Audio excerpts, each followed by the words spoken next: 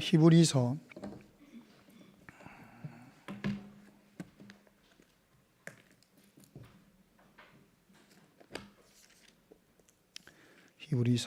6장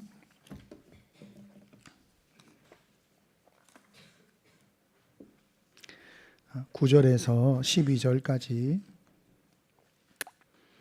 히브리서 6장 9절에서 12절까지를 교독하겠습니다. 사랑하는 자들아, 우리가 이같이 말하나 너희에게는 이보다 더 좋은 것 곧 구원에 속한 것이 있음을 확신하노라.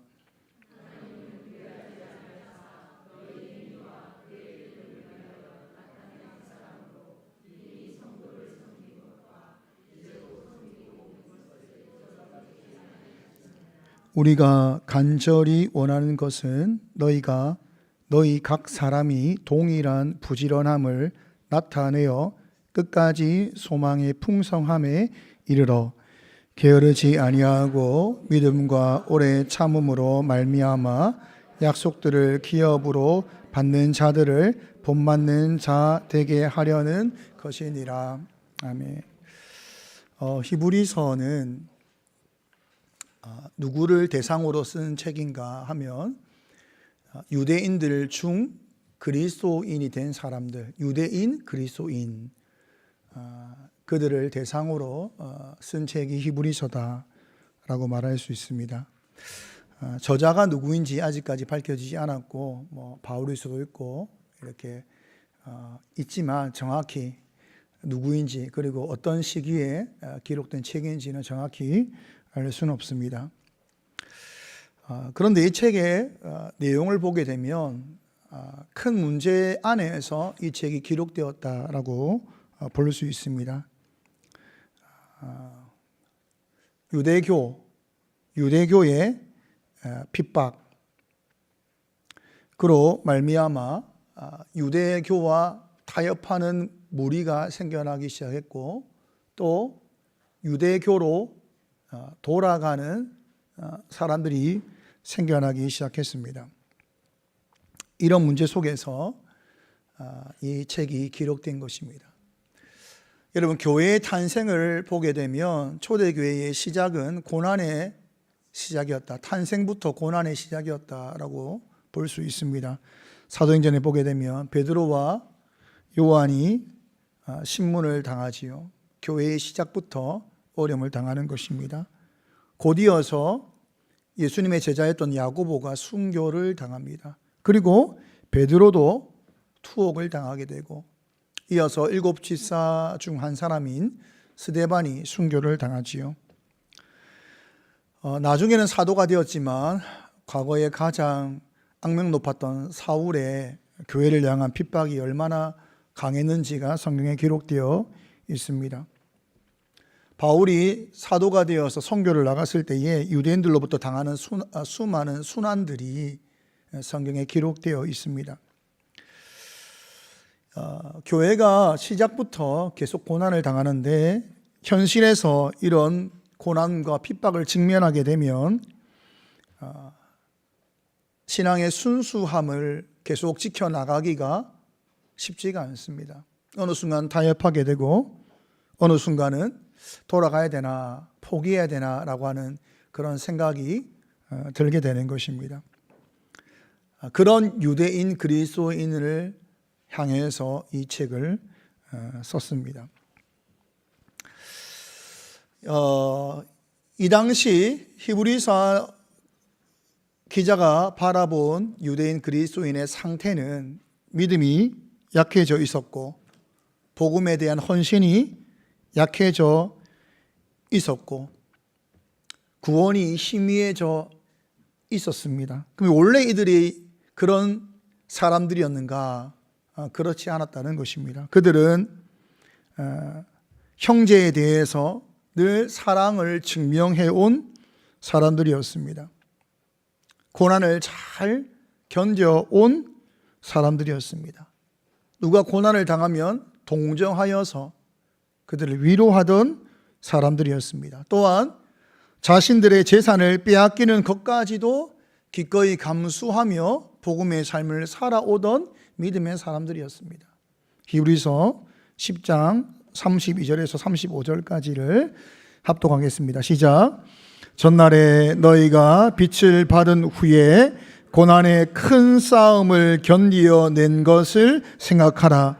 혹은 비방과 환난으로서 사람에게 구경거리가 되고, 혹은 이런 형편에 있는 자들과 사귀는 자가 되었으니, 너희가 갇힌 자를 동정하고 너희 소유를 빼앗기는 것도 기쁘게 당한 것은 더 낫고 용구한 소유가 있는 줄 알미라. 그러므로 너희 담대함을 버리지 말라. 이것이 큰 상을 얻게 하느니라. 원래 유대인 그리스도인들의 원래 그들의 모습, 전날에 너희가 빛을 받은 후에, 너희가 처음 예수를 만난 그때에 너희는 고난을 향해서 큰 싸움을 견디어 낸 사람들이다. 비방과 환난에 있어서 어려운 사람들과 함께하는 사람들이고, 갇힌 자를 동정하고 소유를 빼앗겨도 기뻐하며 천국 소망을 가진 사람들이었다 라고 말을 합니다. 그런데 이런 그들이 히브리서 기자가 히브리서를 써야 할 만큼 영적으로 둔감한 상태에 빠지게 되었다. 그들은 복음의 진리를 탐구해 나가는 일에 적극적이지 못한 자가 되었고, 복음의 진수를 깨닫는 귀가 없는 자가 되었다라고 말을 합니다. 히브리서 5장 12절입니다. 함께 읽겠습니다. 때가 오래되었으므로 너희가 마땅히 선생이 되었을 터인데, 너희가 다시 하나님의 말씀의 초보에 대하여 누구에게서 가르침을 받아야 할 처지이니, 단단한 음식은 못 먹고 젖이나 먹어야 할 자가 되었도다. 교회 생활을 오래 하게 되었다. 너희는 이제 마땅히 선생이 되어야 할 사람들이다. 신앙의 연수가 되었다. 신앙의 경력을 가진 자가 되었다라는 것은 여러분, 선생이 되어야 할 사람들인 것입니다. 신앙의 연수가 먹었으나 저는 아직 그런 사람 안 됩니다. 그래서는 안 된다 이 말이에요. 신앙의 경력을 가지고 있다는 것은 마땅히 선생이 되어야 할 자리까지 가야 됩니다. 마땅히. 그 신앙의 경력과 시간이 흘렀음에도 불구하고 마땅히 선생되지 못하고 아직 영적인 유아기를 넘어서지 못했다면, 더 중요한 것은 뭐냐면 다시 유아기로 돌아갔다면 큰 문제가 되는 것이죠. 여러분, 영적이라는 것은 참 무섭습니다. 왜 무섭는가 하면 수준에 이르렀다가 다시 유아기로 돌아갈 수도 있다는 거예요. 과거에는 참 믿음과 신앙의 사람이었는데, 근데 그것이 유지되는 것이 아니라는 거예요. 다시 유아기의 상태로 돌아갈 수도 있는 겁니다. 성경이 그것을 말하고 있습니다. 5장 13절 함께 읽겠습니다. 이는 젖을 먹는 자마다 어린 아이니 의의 말씀을 경험하지 못한 자요. 의의 말씀을 경험하지 못한 자다라는 것은 말씀을 따라 살아가는 실천에 있어서 초보다 이 말입니다. 여러분, 자라간다는 것은, 성숙해 간다는 것은, 하나님을 안다라는 것은 지적인 것과 함께 실천적인 것입니다. 의의 말씀을 경험해야 됩니다. 의의 말씀을 따라 실천함으로 경험하는 삶이 초보이면 유학입니다. 자라지 못한 것입니다. 그러므로 아는 것이 여러분의 삶 가운데 능력으로 경험되는 것이 성숙으로 가는 것입니다. 여러분, 유대인 그리스도인들은 고난 가운데서도 말씀의 진보를 보이고 영광스러운 신앙의 수고를 하였음에도 불구하고 유학에 머무는 자가 있고, 또는 성장하였으나 다시 유아기로 돌아오는 자가 있었다는 거예요.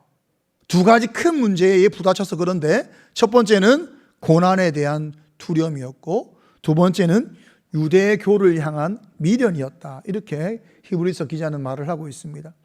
여러분, 지금까지는 순교를 자신이 당하진 않았습니다. 리더가 당한 거죠. 그런데 점점 그런 순교의 자리까지, 고난의 자리까지, 내 코앞까지 이 고난이 온 것입니다. 점점 위협이 커져가고 있는 것입니다. 내 현실 속으로, 내 가정의 경제 속으로 이런 신앙의 갈등과 위협이 지금 코앞으로 왔다 이 말이에요. 지금까지는 목사님 문제였어요. 지금까지는 장로님 가정 문제였다 이 말이에요. 근데 이제는 이것이 나의 문제가 된 거예요. 근데 지금까지 나의 문제로 오기까지 이 고난을 당하는 목회자, 고난을 당하는 장로님, 고난을 당하는 권사님의 가정을 보니까 이 고난이 참 어렵다는 거예요. 그러니까 어떻게 될까요? 두려움이 들어옵니다. 두려움이. 유대교에 대한 미련도 있는 것입니다. 자기들이 배웠던 성경, 유대교 안에서 배웠던 성경과 기독교 가르치는 성경의 해석 안에서 자신들이 1500년 전통 안에서 배워왔던 그것을 버리기가 쉽지 않아요. 버리기가. 전통이라는 것은 이미 문화화되어 있고 이미 우리의 생활화되어 있는 거거든요. 이것을 버리고 기독교의 신앙으로 바꾼다는 것은 많은 어려움이 있습니다. 그런데 지금은 고난의 때라는 거죠. 고난의 때에 굳이 이것을 바꿔가면서까지 이 고난을 직면할 수 있을 것인가? 어렵다는 것입니다. 여러분, 우리 한국교회가 그리고 세계의 모든 교회가 이 문제를 다 직면하고 있지요.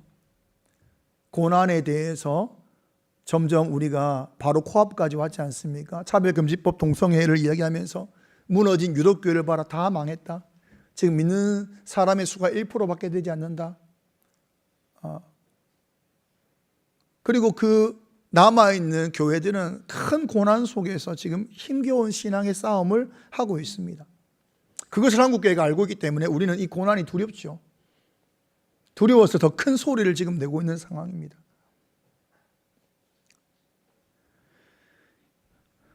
고난에 대한 두려움과 그리고 이전에 살아왔던 삶에 대한 미련, 예수를 알기 전 내가 쫓아왔던 쾌락과 욕심에 대한 미련, 이런 것들이 우리의 신앙을 송두리째 흔들고 있다는 것입니다. 히브리 기자는 위기에 처한 교회, 위기에 처한 교회다. 지금 교회는 위기에 처해 있다. 지금의 한국 교회는, 세계의 교회는 위기에 처해 있다. 이 위기에 처한 교회를 향한 간절한 권면을 말하고 있습니다. 6장 1절과 2절 합독하겠습니다. 시작. 그러므로 우리가 그리스도의 도의 초보를 버리고 죽은 행실을 회개함과 하나님께 대한 신앙과 침례들과 안수와 죽은 자의 부활과 영원한 심판에 관한 교훈의 터를 다시 닦지 말고 완전한 대로 나아갈지니라. 그리스도의 도에 관한 초보를 버려라. 기본적인 교훈을 버려라 라고 말합니다. 이 말은 진짜 버려라, 잊어버리라 라는 뜻이 아니라 초보의 자리에 머물러 있지 말라는 거예요. 초보만 공부하고 배우기를 멈추어서 그 단계에 머물지 말고 단계를 넘어서라 라는 것을 지금 말하고 있는 것입니다. 그래서 이전에는 완전한 대로 가라, 성숙해져라 라는 말을 하고 있는 것입니다. 여러분, 하나님 말씀을 받은 자가 되었으면 더 진리를 알기 위해, 더 말씀을 깨닫기 위해, 더 신앙의 진보를 이루기 위해 기초에 머물러서는 안 된다는 것입니다. 1절과 2절에 나와 있는 6가지 내용은 기독교뿐만 아니라 유대교 안에서도 일반적으로 가르쳐왔던 기초적인 교훈의 내용입니다. 죽은 행실의 회개, 하나님께 대한 신앙, 침례, 암수, 죽은 자의 부활, 영원한 심판. 이 6가지는 기독교뿐만 아니라 유대교가 가르쳐왔던 기본적인 교훈의 내용입니다. 이 내용에만 머물러 있지 말라는 거예요. 제가 부교육자 제도를 우리 교회 시작을 할 때 아는 분 아시겠지만 저는 10년 안에 부교육자를 쓰지 않겠다 이런 말을 했습니다. 그리고 나중에 부교육자를 우리가 모셔와서 동력을 하더라도 부서를 맡기진 않겠다라는 제가 이야기를 계속했거든요. 왜 그런가 하면 조금 우스갯소리일 수 있겠지만 부교육자가 처음에 와서 설교를 하면 창세기를 설교해요. 대부분. 그리고 출애굽기를 한 10장쯤 하게 되면 교회를 떠납니다. 그리고 새로운 교육자가 오지요. 그 새로운 교육자는 다시 창세기를 설교해요. 여러분, 학교 교육이 초등학교 6년, 중학교 3년, 고등학교 3년 이렇게 12년이 있다. 공교육이 12년이 있다 했을 때에 초등학교 1학년 때 가르쳤던 것을 초등학교 2학년 때도 가르치고 초등학교 3학년 때도 가르치고 중학교 때도 가르치고 고등학교 때도 가르친다면 이게 교육이라고 말할 수 있습니까? 그건 교육이 아닌 것입니다. 여러분, 교육이라는 것은 배움을 통해서 더 나은 수준으로, 더 높은 수준으로, 더 높은 단계로 발달시키기 위해서, 발전시키기 위한 목적을 가지는 것이 교육입니다. 신체가, 정신이, 마음이, 소통이, 모든 것이 성장과 발전을 위해서 그 목적을 가지고 하는 것이 교육입니다. 12년을 교육했는데 여전히 초등학교 1학년 수준에 머물러 있다면 이것은 잘못된 것입니다. 제가 부산에서 양산을 가는 그 지하철 길목 중에 호포라는 지역이 있어요. 제가 30대에 교사 강습회로 이틀 동안 집회를 인도한 적이 있습니다. 150명 정도 모이는 교회였는데 거기가 완전 시골이거든요. 시골인데 교사들이 한 30명 정도 모여 있더라고요. 말씀을 전하고 나서 그 교회의 교육자와 이제 교제를 할 기회가 있었는데 그분이 하는 말이 뭐냐면 자기가 이 교회 와서 놀란 것 하나가 있다는 거예요. 부교육자가 뭐냐 물어보니까 교회 성도님들이 이제 시골 분들이다 보니까 목사님이 성도님들이 설교가 어려울까봐 30년 동안 창세기 출애굽기만 설교하고 있다는 거예요. 이게 문제입니다. 큰 문제라는 거예요. 여러분, 우리가 교회에서 교육할 수 있는 정해진 교육의 시간은 세례교육입니다. 그 외에는 각 교회가 열심을 가지고 해야 되는 거죠. 근데 그거 외에 반드시 해야 될 교육이 있다면 세례교육입니다. 다른 천주교나 이단들도 기본적으로 교육을 6개월을 하죠. 6개월을 합니다. 기본적인 것입니다. 기독교는 이 세례교육이 너무 중요하기 때문에 세례에 앞서서 학습이라는 제도를 만들어서 1년 과정의 교육을 만들었습니다. 얼마나 중요한지. 이건 6개월로 안 돼. 1년 과정을 만들었단 말이죠. 여러분 중에서 세례교육 1년 받은 사람 있습니까? 없을 겁니다. 저는 부교육자로 있으면서 세례교육을 한 달 이상 가르쳐 본 적이 없어요. 2주, 3주, 바쁜 사람은 한 주. 교회가 교회를 지금 어렵게 만든 것입니다.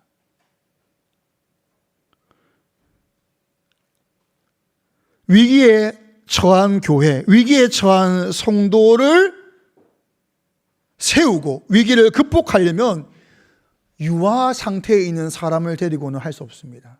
장성한 어른인 사람이 있어야 위기에 처한 교회를 세우고 위기에 처한 성도를 살릴 수 있는 것입니다.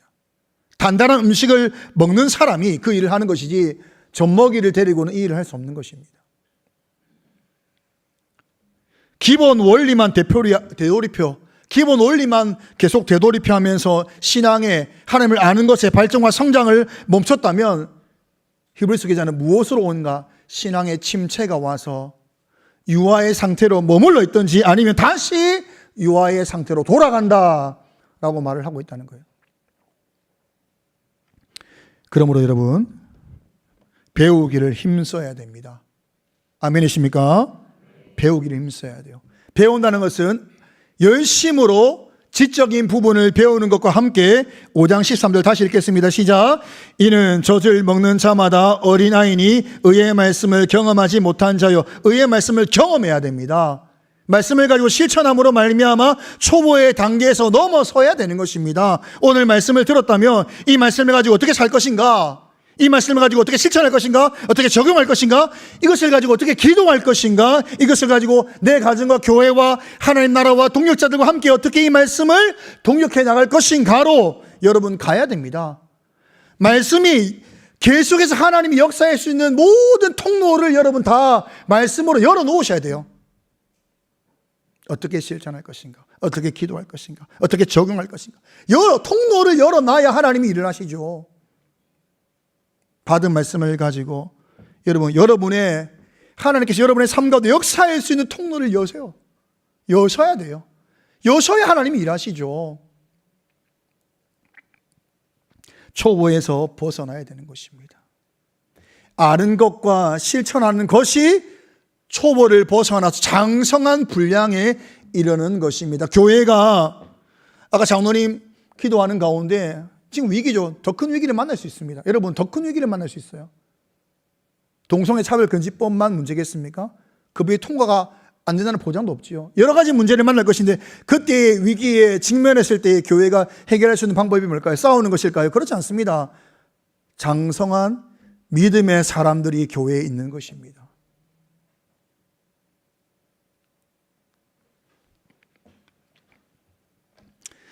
우리가 어떤 시대를 경험하든지 시대의 고난 속에서 고난의 문제를 해결하려고 할 수 없어요. 그걸 해결할 수 없습니다. 힘으로 할 수도 없어요. 해결할 수 있는 방법, 위기 속의 교회, 위기 속의 성도를 일으키는 방법은 장성한 믿음의 사람을 키우는 것입니다. 여러분 모두가, 여러분 각자가 장성한 믿음의 사람 되기를 소망합니다.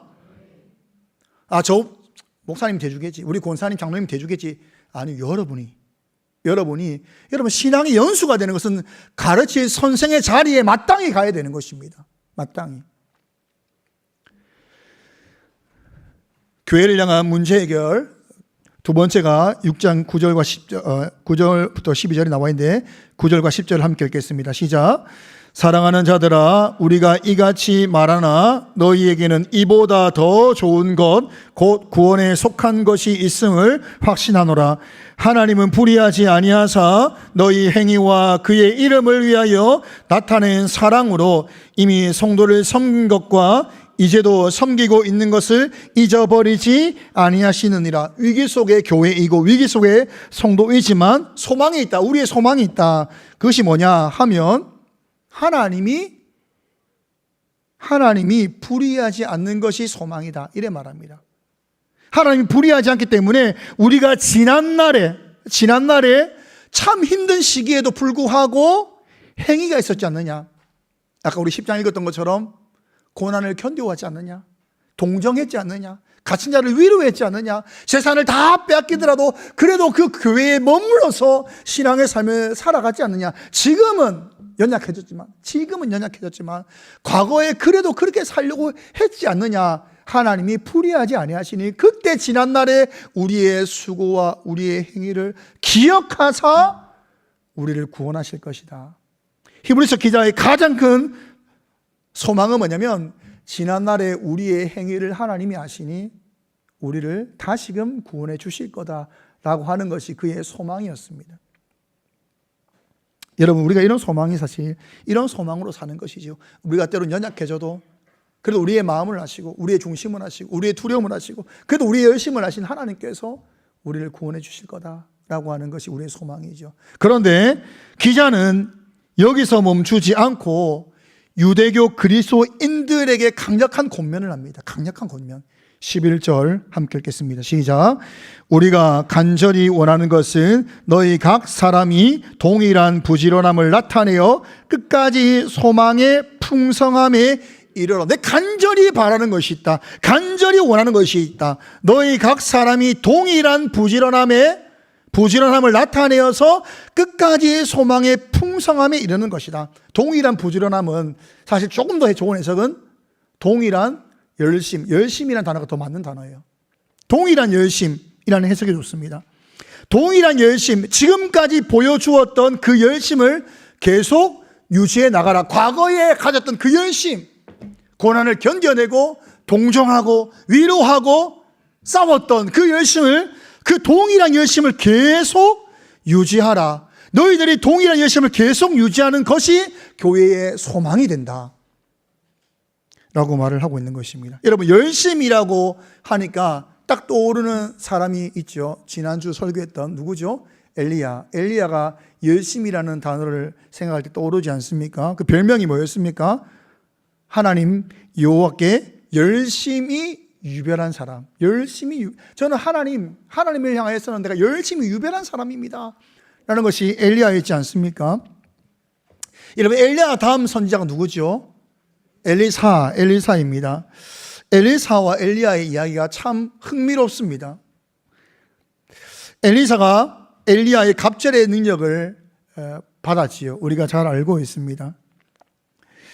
그런데 이 이야기를 들여다보면 열왕기하에 등장하는데, 열왕기하 2장 1절과 2절 함께 읽겠습니다. 시작.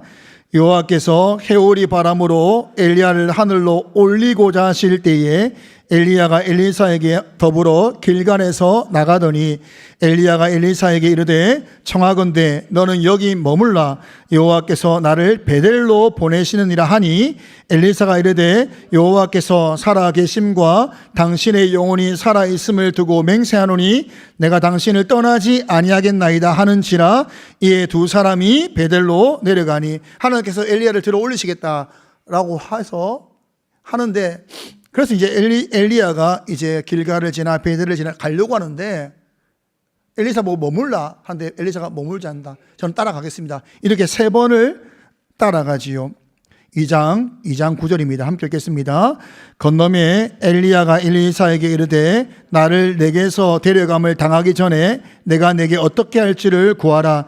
엘리사가 이르되 당신의 성령이 하시는 역사가 갑절이나 내게 있게 하소서 하는지라. 이때 구하거든요. 3번 따라간 다음에 구하고 나서 이제 엘리야는 하늘로 올라가게 되고 엘리사는 그 능력을 받다는 증거가 나타나게 되는 것입니다. 그리고 이어지는 사건이 여리고의 성읍에 물을 고치는 사건과 베델에서 앙곰이 나타나서 청년을 죽이는 사건으로 이어지게 되는 것입니다. 그리고 2장 25절입니다. 함께 읽겠습니다. 시작.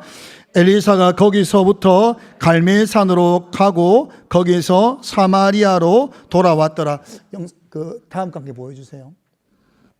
엘리야와 엘리사 이동이 길갈에서 베델로, 베델에서 여리고로, 그리고 요단강을 건넜다 해가지고 요단을 중심으로 해서 다시 엘리사가 돌아오거든요. 그래서 여리고, 그 다음에 베델. 그러면 당연히 그 다음의 위치가 어디일까요? 길갈이 돼야 되죠. 근데 25절을 보니까 길갈로 안 가고 엘리사가 어디로 가죠? 거기서부터 갈멜산으로 가고, 그 갈멜산으로 갔다 했는데 갈멜산에 가서 뭘 했는지 내용이 있어요, 없어요? 없어요. 장소를 간다는 것은 의미가 있기 때문에 그 장소를 기록하잖아요. 그래서 요단을 지나서 여리고에 갔을 때에는 물을 고쳤고, 베델에 갔을 때에는 조롱하는 청년을 향해서 암곰이 나서 죽음으로 말미암아 어떤 사역의 일들이 나타났단 말이에요. 그럼 당연히 길갈로 가서 이어졌다면 엘리사가 엘리야의 능력을 갑절로 받고 그 스승의 사역을 지금 따라가고 있구나, 이렇게 볼 수 있는데 갑자기 갈멜산으로 갑니다. 그리고 갈멜산에 가서 무엇을 한 것이 없어요. 갈멜산으로 갔다가 바로 사마리아로 갔다, 이렇게 기록합니다. 다음 거 보여주세요. 표를 보게 되면 요단강을 건너서 여리고에서 베델로, 원래 다시 길갈로 돌아와야 되는데 여리고에서 베델 다음에 저 먼 갈멜산으로 갔다, 이렇게 나와 있단 말이죠. 여러분, 갈멜산은 어떤 곳이죠? 갈멜산은 엘리야의 사역의 클라이막스입니다. 절정.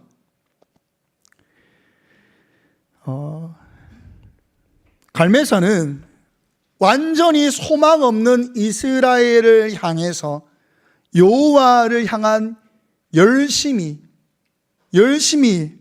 그 누구보다 강한 엘리야가 배교한 이스라엘을 돌이키고자 했던 가장 큰 열심을 보였던 장소가 바로 갈멜산입니다. 850명 아세라와 바알 선지자와 싸웠고 승리한 이후에는 3년 6개월 동안 내리지 않는 비를, 갈멜산 꼭대기에서 기도함으로 말미암아 비를 내림으로 이제 나와 같이 여호와를 향한 열심을 가진 자로 말미암아 나라가 회복되겠구나라고 했던 그 장소가 바로 갈멜산입니다.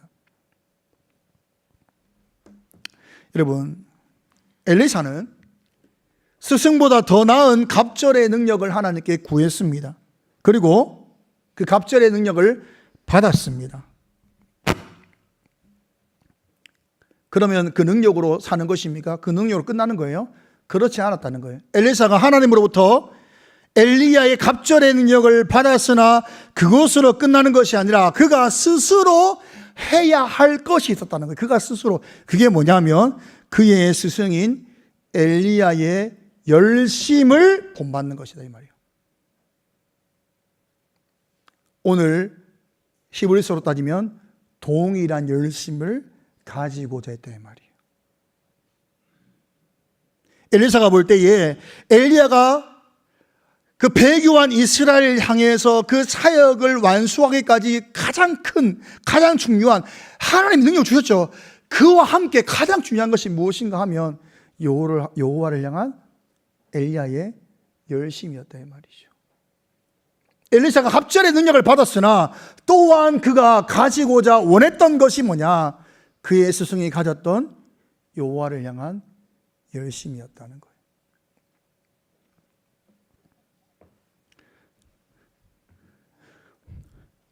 오늘 성경은 이 열심이 무엇을 이루는가 하면 소망의 풍성함, 구원의 풍성함을 이룬다. 하나님이 이루실 그 구원의 일들의 그 풍성함의 마침표는 무엇으로 찍는가 하면 성도의 동일한 열심이다. 한때 열심히 했다. 여러분 그렇게 하면 안 돼요. 열심히 주를 섬기며 고난 속에서 믿음과 신앙을 지켰던 그 열심이 변하지 않고 동일한 열심으로 여러분의 인생을 완수해야 되는 것입니다. 여러분이 걸어갔던 그 동일한 열심이 교회의 소망이 되고 위기 속 교회와 위기 속 성도를 살릴 것입니다. 엘리사는 엘리야의 그 동일한 열심을 가지고 그의 사역의 현장으로 들어가서 그 사역을 완수했다라고 말하고 있는 것입니다. 여러분, 교회를 향해서 누군가가 이런 정말 엘리야와 같은 열심을 가지면 얼마나 좋겠습니까? 그러면 어떤 사람이 나오겠습니까? 엘리사와 같은 사람이 나오겠죠. 저 장로님, 저 권사님, 저 집사님의 신앙에 대한 열심, 하나님을 향한 열심 본받아야겠다, 따라가야겠다 라고 하는 사람이 나온다면 교회는 어떤 위기를 만나더라도 소망이 있는 줄 믿습니다. 소망의 풍성함과 구원의 풍성함을 이루기까지 여러분 동일한 열심을 멈춰서는 안 되는 것입니다. 허락하신 자리에서 이 길을 가야 하는 것입니다. 마지막으로 12절 함께 읽겠습니다. 시작. 게으르지 아니하고 믿음과 오래 참음으로 말미암아 약속들을 기업으로 받는 자들을 본받는 자 되게 하려는 것이다. 여러분, 엘리야의 절정은 갈매산이었는데 그의 패배는 무엇이었습니까? 그가 믿음과 오래 참음을 잃어버렸기 때문이죠. 그는 850명과의 싸움에서 이기고 비를 내리면 나라가 바뀔 줄 알았습니다. 그런데 나라는 바뀌지 않았습니다. 백성들이 갈매산에서 여호와가 참 하나님이다 라고 말하면 변할 줄 알았습니다. 그러나 변하지 않았습니다. 오히려 이세벨의 분노를 사서 자신이 죽게 되었습니다. 이런 과정 속에서 엘리야가 낙심하게 됩니다. 그러나 하나님은 엘리야의 낙심 속에서 무엇이라고 말씀하시죠? 나는 지금 심판이 아니라 말씀을 통해서 그들을 돌이키고 싶다라는 것입니다. 우리가 동일한 열심을 가지고 가야 할 종착지가 어디냐면 하나님께서 하실 것이다 라고 하는 믿음과 오래 참음이 있어야 한다는 것입니다. 동일한 열심을 가지고 하나님이 하실 것이라는 믿음을 가지고 인내하는 자는 하나님의 풍성한 구원의 소망의 영광을 맛볼 것이며 참여하는 자가 될 것이며 동력하는 자가 될 것입니다. 우리 교회 모든 성도들이 위기 속 교회, 위기 속 성도들을 일으키는 장성한 분량에 이르는 성도 되기를 간절히 소망합니다.